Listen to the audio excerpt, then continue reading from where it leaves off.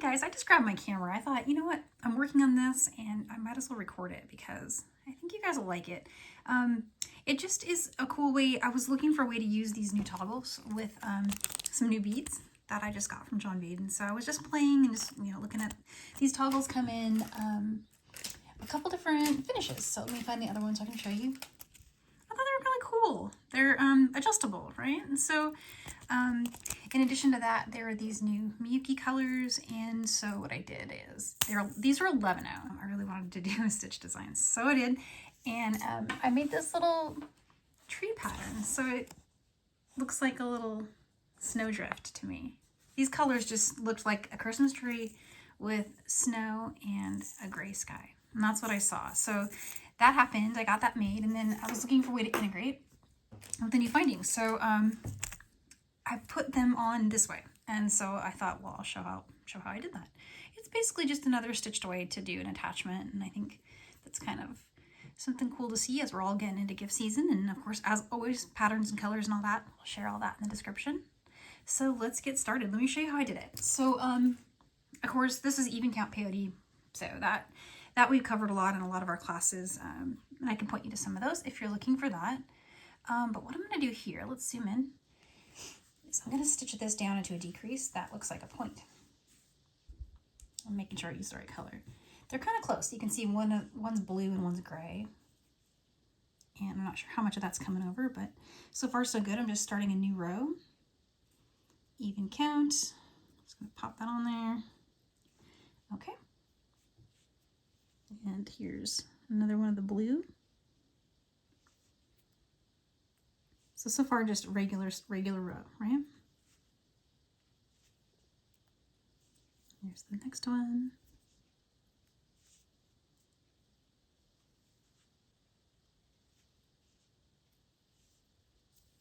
Keep going.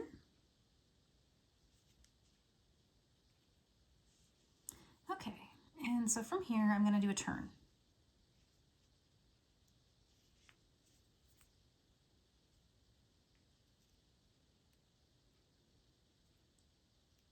The way I usually do a turn is I will come down through, the first bead in the next row, or in this case, sorry, the one that's adjacent to me, and then just keep going kind of diagonal and maybe heading away from the bead you eventually want to get to, which is this one, because you gotta be able to be going in the right direction. So this little turn is how to get there, and this is how to do a decrease.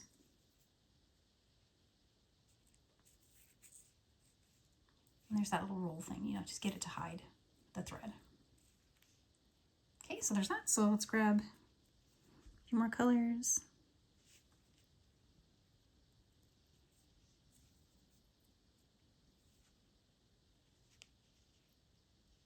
And this will just be a short video. I'm just going to show how to do this one little thing, and then we'll have we're going to do a big class on, doing this kind of stitching coming up really soon.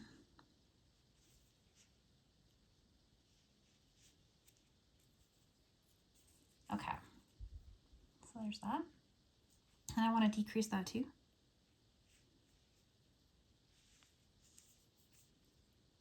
So here's that turn again. See, we went to the adjacent bead.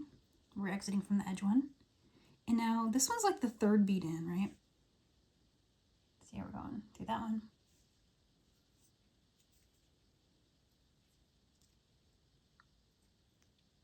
And turn up.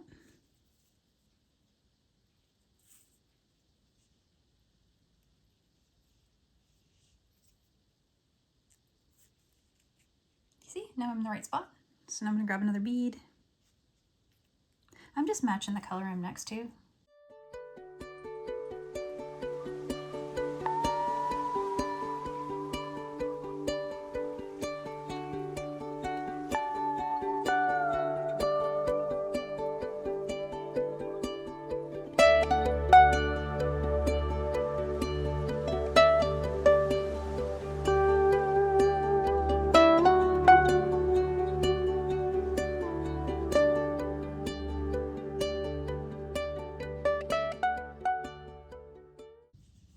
I need to do another turn because I'm going to decrease it down to where it's just basically single column peyote, which is 2 beads going, right? And I'll show you what I mean. It makes it basically perfect for a 6mm jump ring. Okay. All right, so there's that. And there's the gray.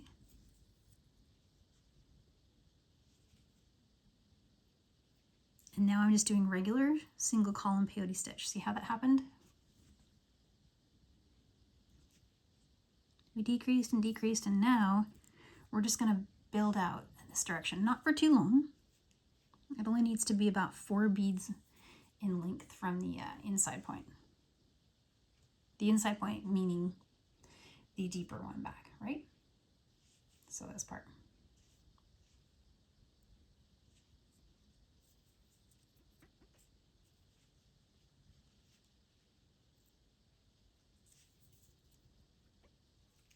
All right.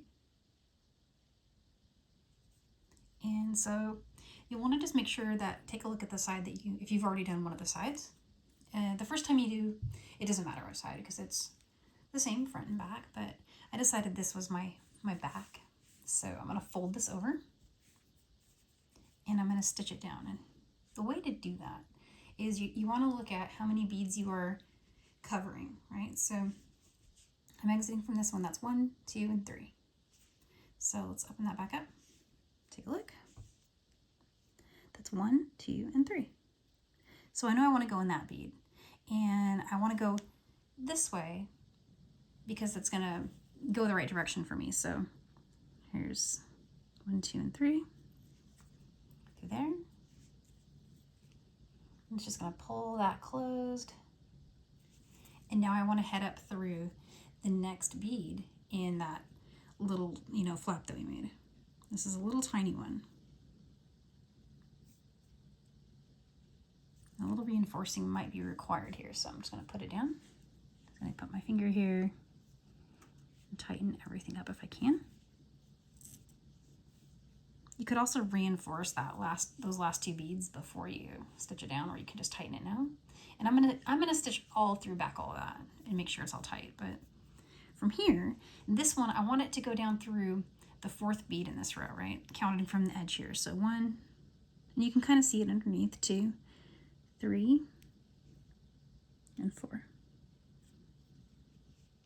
So just going through the bead in the band, see right there?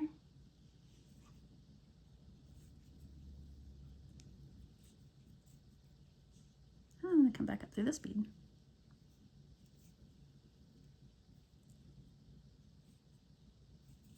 All right, so now all I have left to do is just tighten everything up.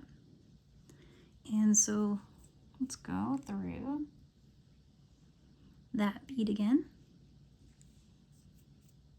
Boop. This bead again. So essentially all this is, really, it's a zipper stitch, like if you were making a ring. But because you're doing it with a piece laid flat on top of another one, it just makes it harder to see what's happening, but it's the same thing. It's a zipper stitch. So there it is. That side's all set. Let's put the findings on it. So I have my finding already done on the side, and that's what inspired me to pop on and do this video. Just kind of show how that was done, because I thought at the end when I got it all complete, I felt like I really liked it. I've never made one that small before to work with jump ring. I'm always making them to go through, like, those, what's it called? Sometimes you hear them called strap findings, some slotted D-ring, or like, any of those fold over findings where you kind of might make it thicker. And even if you're doing leather, you'd still make it thicker for some reason because you can get a string. But a 6mm jump ring, a nice little dainty finish like that, with a little single band. I hadn't actually done anything like that before, especially not with a point, so I thought that'd be neat to see. And now that we got it done, let's put our finding on it. Okay, so I used a combination of jump rings to kind of taper me down to where I wanted to be. And so what I have out is, I have some 4mm jump rings, and then I also have some 6mm ones. And the 6mm is the big one that I'm going to put on the this part right here. Not really sure what to call it. I guess like the little tab closure, or it looks like just a little 3D spot on the peyote. Okay, let's grab my other tool.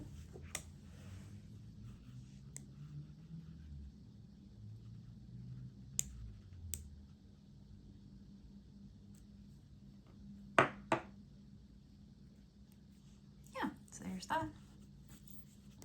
And here's a 4mm. The only reason I tapered down the size was just for the effect. I thought it looked neat. And here's that adjustable toggle I was showing off at the beginning. Let's get that on there. So cool.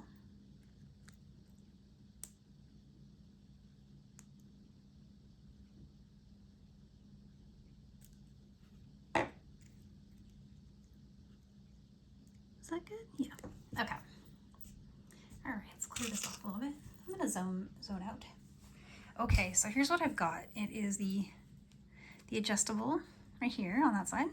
And then I might want to add, I have an extra little 4mm jump ring out.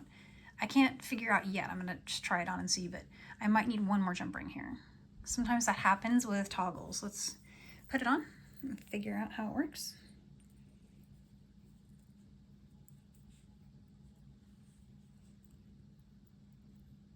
Oh yeah, no, it's gonna be fine. I don't need the extra jump ring. And there you go. Ready for winter. My little snowdrift bracelet, all ready to go. And again, these findings are, let me show you one more time.